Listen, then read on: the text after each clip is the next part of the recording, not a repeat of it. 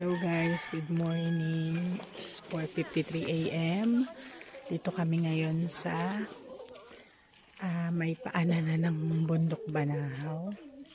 Yes, akyat tayo ng Bundok Banahaw. Tingnan nyo guys, pakita ko sa inyo. Dito tayo sa may parking. May mga tindahan dito.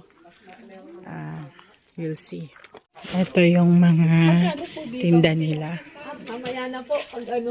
Oo, Ayan. Mga anting. Yan. Mga gamit sa panggagamot. Hindi ko alam kung ato yung mga agi-agimat. Napakadami dito guys. Hanay-hanay. Oh, gandun. Ang daming pero hindi ko alam kung para saan yun. So, ito yung ating sasakyan, van, tsaka yung kasama natin. Ayun pa. Yung iba guys, sarado pa. Kasi maaga pa. So, yan. Dito tayo. Pinatuloy muna tayo ni ate dito sa kanilang tindahan para kumain. Bukayo. Parang ito masarap. Yung candy na gatas. Maya guys, bilan natin. Ito gusto ko nung bata ako. Oh, ito yung mga kinakain natin nung bata tayo. Mga batang 90s. Sobrang lamig dito guys. Grabe. Sobra as in. Ginaw na ginaw tayo. Mga kasama natin, ginaw na ginaw.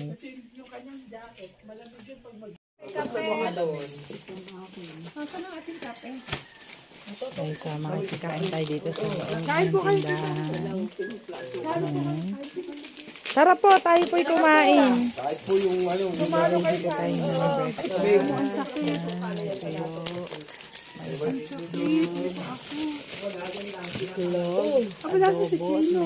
May natamis. Guys, may iba lang din dumating dito. Kanina kami lang. Ngayon meron ng ibang mga tao din na dumating. Mga namamanata.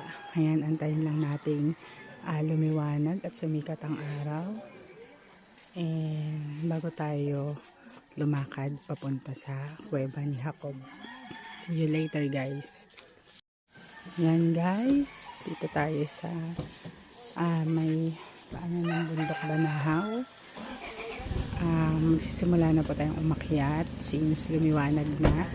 Nag-antay lang po tayo ng liwanag. So ito yung mga tindahan ng mga anting, pangontra, mga pasalubong.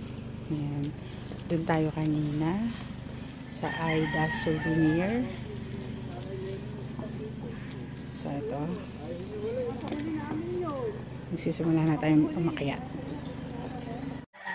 Nag-i-start na tayo maglakad. Galing tayo dun sa baba. Paakyat tayo sa kuweba ni Jacob.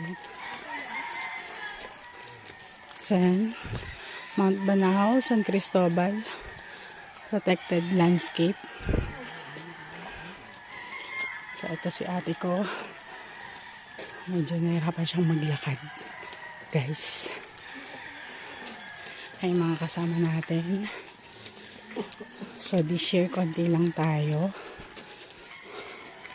Wala rin yung mga kasamahan natin manggagamot na nag-guide sa atin before. Last year kasi guys, hating gabi kami umakyat ng Bundok Banahaw. So kinailangan natin ng mga kasama na matatandang manggagamot na sanay na dito. But this year, it's a different story. We're all alone by ourselves. But it's okay guys. Alam naman natin na gagabayan tayo dito syempre. Wala naman tayong masamang intensyon. Kaya siguradong hindi tayo mapapaano sa lugar na to. So, yun. Pakita ko na lang sa inyo later yung ating pupuntahan. Guys, nakababa na tayo from Kuweba ni Jacob. Hindi tayo pwedeng mag-vlog dun sa taas kasi sagradong lugar. And respeto na lang natin because we're not here to vlog. We are here to pay respect. And yun, yung panata sa pag-akyat ang aming ibinibigay, hindi po yung sa pagbablog. Kakaiba yung experience ngayon sa Kuweba. Unlike last year, mas nahirapan tayo ngayon. I will tell you later na lang, guys. Basa na po tayo kasi lumublog tayo dun sa balon ni Jacob. See you again. Punta naman kami sa buhok ni Maria. Bye, guys.